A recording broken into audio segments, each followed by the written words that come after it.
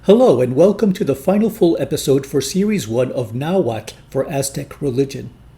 Noun combination is one of the most productive and even poetic qualities of the Nahuatl language. Similar to German, Nahuatl has remarkable range for adding nouns to other words to modify them in certain ways, by bringing a level of meaning that can be literal or figurative.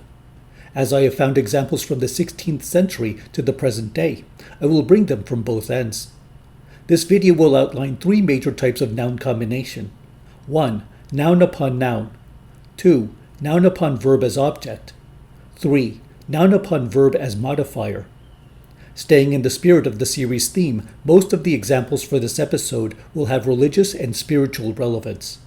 If you haven't yet seen the episode on Nahuatl nouns, I encourage you to watch it because I will be referencing its main lessons here. In the episode on noun suffixes, I spoke of the noun root, its basic part, to which prefixes, suffixes, and other morphemes may be attached. A noun's root form may exist separately from these parts when it is combined to another word, always in the preceding position.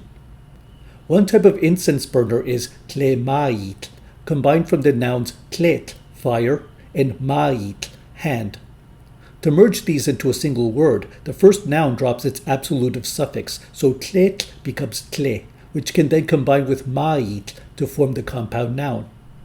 Many Aztec deities have names following the same rule, and here I give a couple examples. Chaltihuitl means precious greenstone, especially jade. We drop the absolutive suffix itl for the noun root to combine with totolin, turkey hen. Chalchuhtotolin, jade turkey hen, was a sacrificial goddess. Notice that the name ends with the absolutive suffix in, so it may still act like any other noun in Nahuatl. And the most famous example of this rule is none other than Quetzalcoatl, Quetzal's serpent, whose name comes from the lavish green feathers of the Quetzal bird in his titanic serpent body. Often when a noun combines with a verb, it will take the object position, as if to say that the verb is acting upon the general sense of the noun, not a specific instance of it.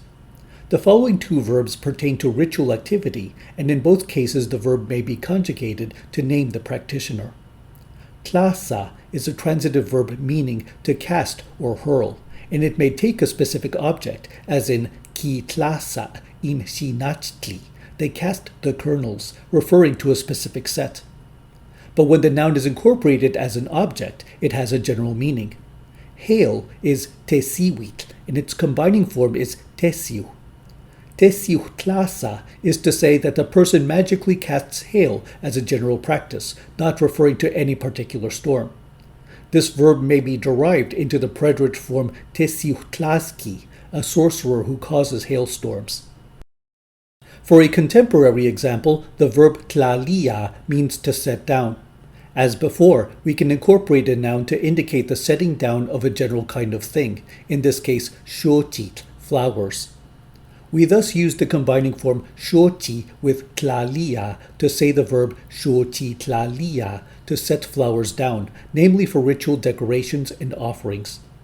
In the modern Huasteca dialect of North Veracruz, this verb can also be derived to name a ritual practitioner. The xochitlalquetl is a flower setter and indicates one who prepares such arrangements for indigenous costumbre ceremony.